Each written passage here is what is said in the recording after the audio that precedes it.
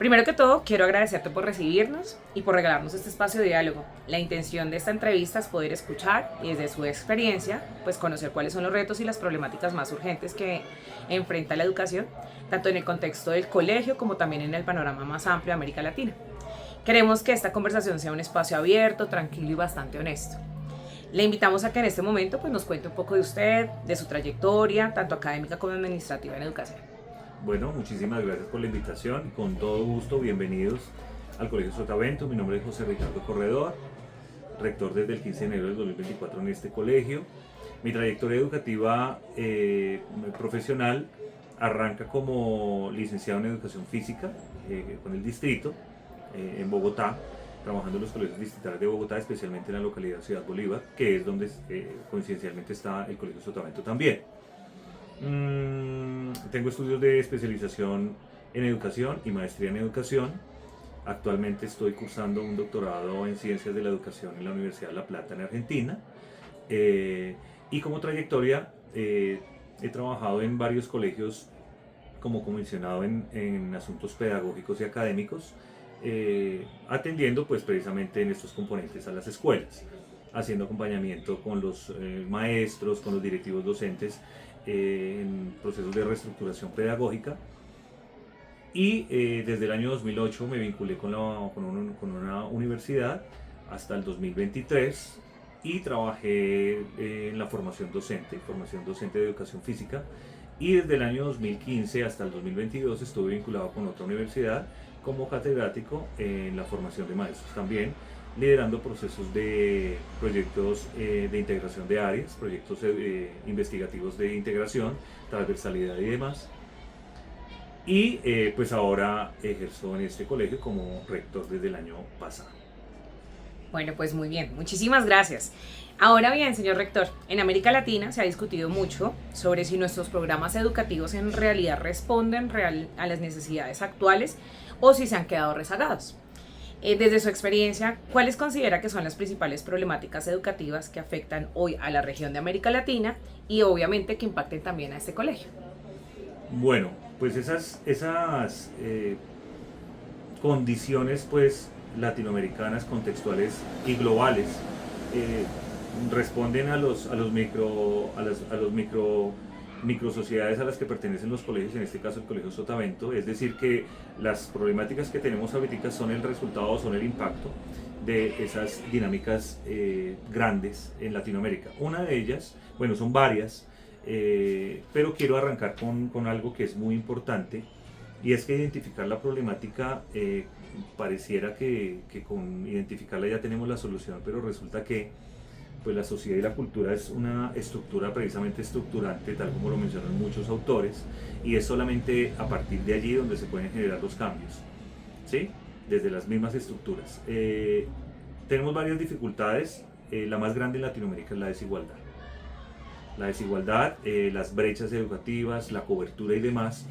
Muchas de ellas se han venido abordando en la escuela, pero creo que los resultados nos permiten evidenciar que las falencias que a nivel político se generan. Por ejemplo, en el caso de la cobertura se ha ampliado a nivel latinoamericano. Tenemos más acceso a la escuela, pero ¿en qué condiciones? Entonces creo que es una de las situaciones, las brechas educativas, la desigualdad económica, socioeconómica. Tenemos categorizada la educación de quien no tiene recursos y de quien sí tiene recursos. Ahí ya estamos hablando de un abismo completamente diferente.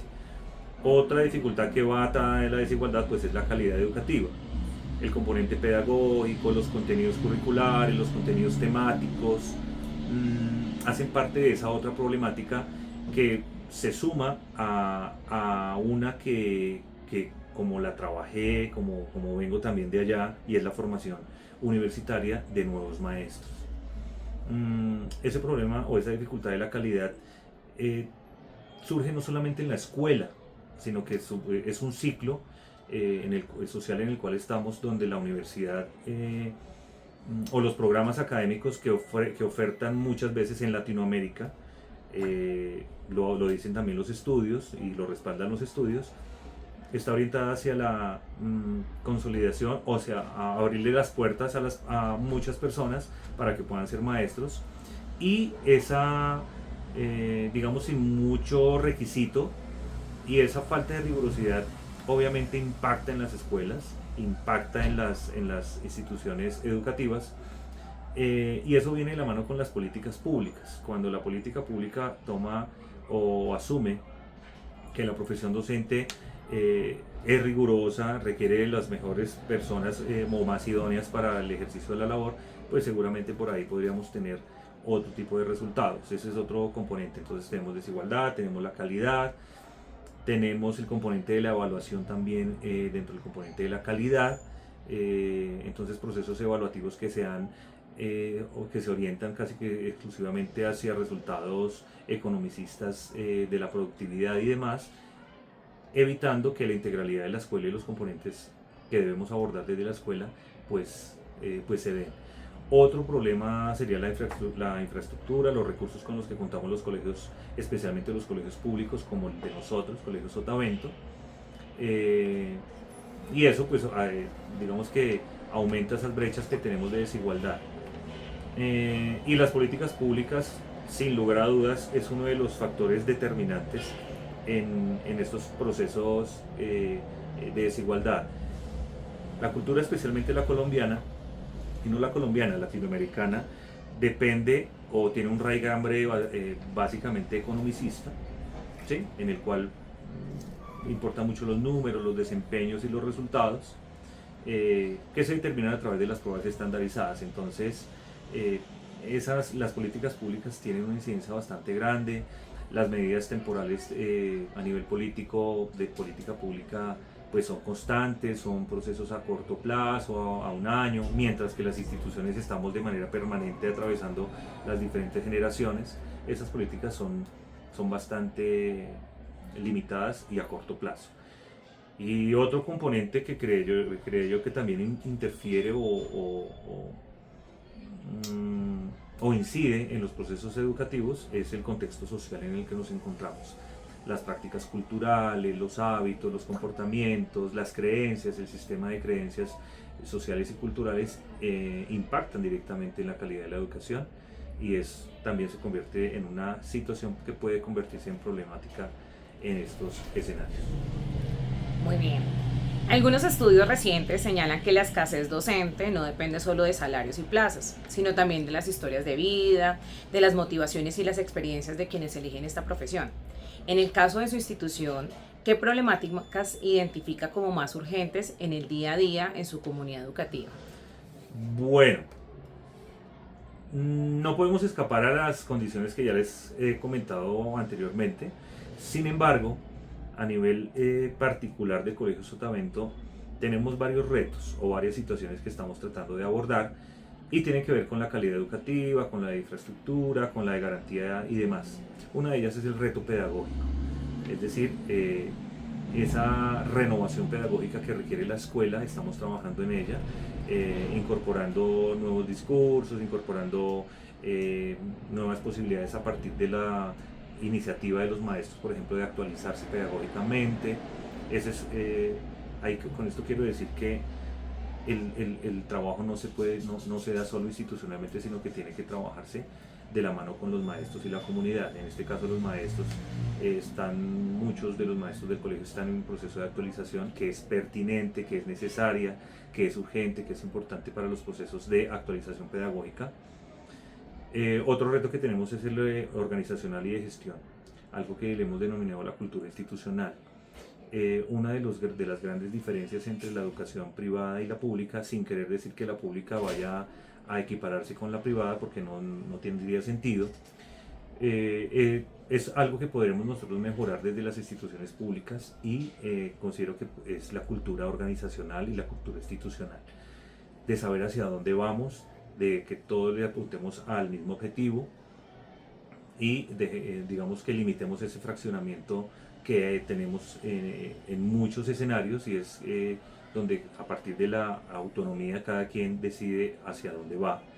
Que creo que es un factor bastante determinante ahí, porque tenemos que dialogar, eso genera muchas tensiones, nuevos discursos emergentes y demás, pero considero que la cultura institucional y la cultura organizacional nos puede dar una gran visión acerca de lo que tenemos que hacer.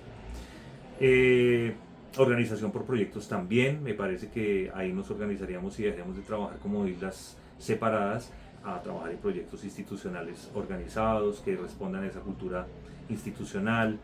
La actualización curricular va de la mano con la actualización pedagógica en la que muchos maestros se están actualizando, a otros es necesario seguirles recordando la importancia de la actualización curricular para que la escuela pues no se quede rezagada digamos, a la velocidad a la que la sociedad nos está trayendo, especialmente a finales del siglo pasado y estos primeros 3 décadas de este nuevo siglo, que vamos a pasos agigantados y la escuela no se puede quedar rezagada en ese aspecto. Garantía de trayectorias a los niños y las niñas, no solamente la cobertura es importante, sino la atención de la calidad y la garantía de las trayectorias al interior de la escuela. También es importante priorizar ese componente. Y la diversificación de las posibilidades hacia los niños y las niñas, no solamente en educación media, sino a partir de los primeros años, a partir de una diversificación de procesos didácticos y evaluativos que deberíamos incorporar en la escuela. Es decir, una actualización, un F5 darle a la escuela para que nos vayamos actualizando y no nos quedemos tan rezagados con prácticas que para muchos de nosotros pues obviamente han sido cómodas porque hemos aprendido de una manera, pero que sí es necesario reinventar un poquitico y algo que le llamamos en la escuela y es la ingeniería pedagógica. Echarle mano a esa ingeniería pedagógica para que a partir de allí pues tratemos de avanzar y no quedarnos tan rezagados. Algunos expertos en educación plantean que cualquier transformación educativa debe planearse con visión a largo plazo, con metas claras, con seguimiento constante. En su colegio, cuando surgen diferentes problemáticas, ¿cómo se decide cuáles atender primero y qué criterios utilizan para establecer esa prioridad? Bueno, tenemos unas acciones que son de cumplimiento inmediato, es decir, debe ser gestionar de manera inmediata. Hay otras que nos dan un poquitico más de tiempo. Aquí en el colegio tenemos, digamos, estamos vinculando y estamos consolidando aún más los procesos de gestión de calidad, y esos procesos de gestión de calidad lo que hacen es precisamente que a partir del reconocimiento de nuestras propias necesidades determinemos en qué lugar o en qué momento podemos abordarlas, dadas la inmediatez de algunas de esas necesidades.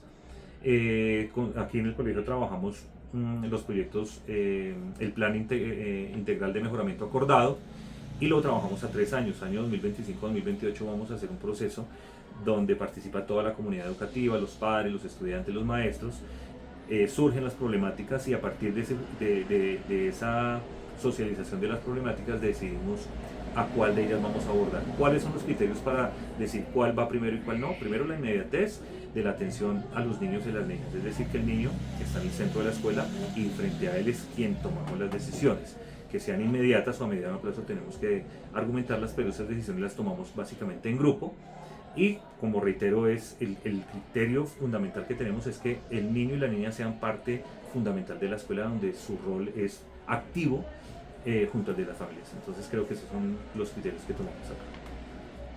En algunos países de la región se han impulsado las políticas de escuela de tiempo completo, como una manera de brindar más oportunidades a los estudiantes y reducir desigualdades.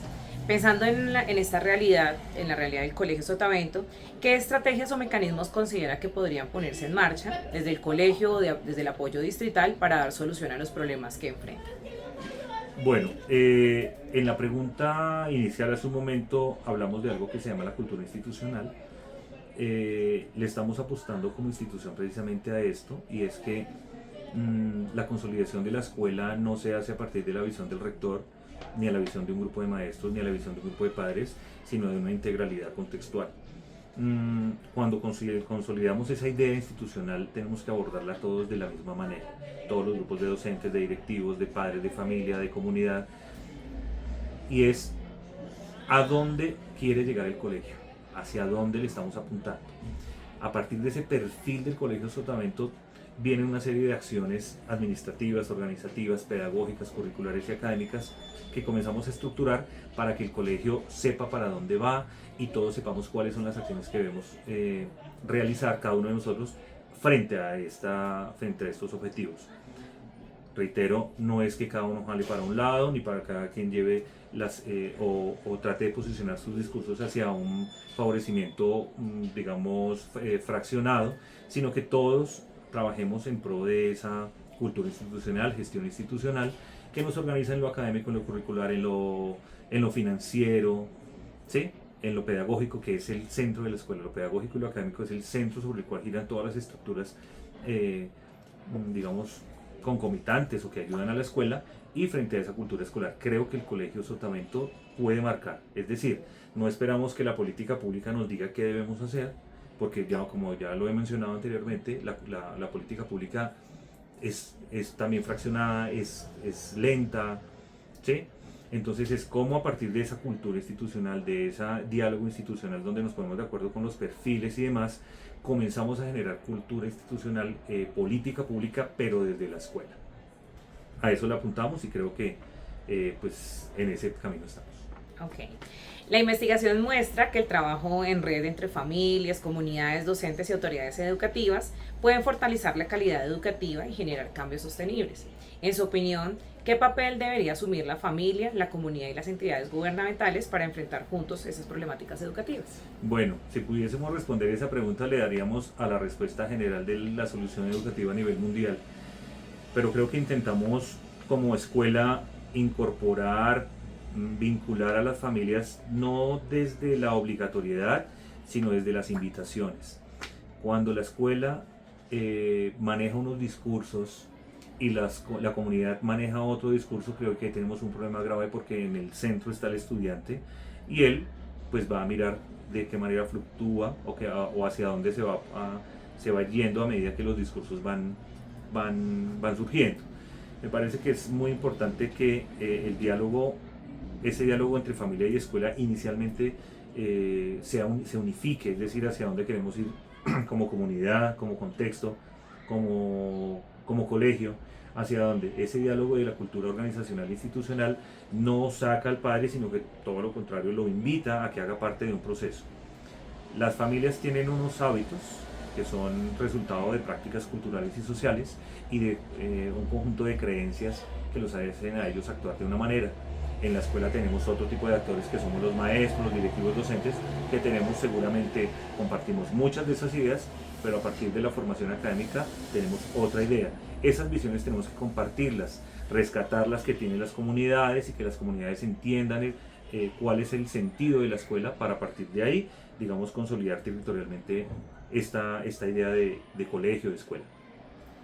Y la política pública, pues definitivamente se supondría que es la encargada de irradiar toda lo que es la dinámica de gestión, pero no siempre pasa. Entonces, si nos organizamos como escuela y comenzamos nosotros a generar las propuestas, pues la política pública comienza a dar un giro y tendríamos una posibilidad de esa pirámide inversa, es que la escuela comienza a generar política pública o política pública local, y que esa va a irradiar digamos, en las dinámicas estatales y demás, a través de las cuales se toman las decisiones. Creo que esa es como la visión territorial de la escuela y cómo desde aquí podemos impactar a la política pública.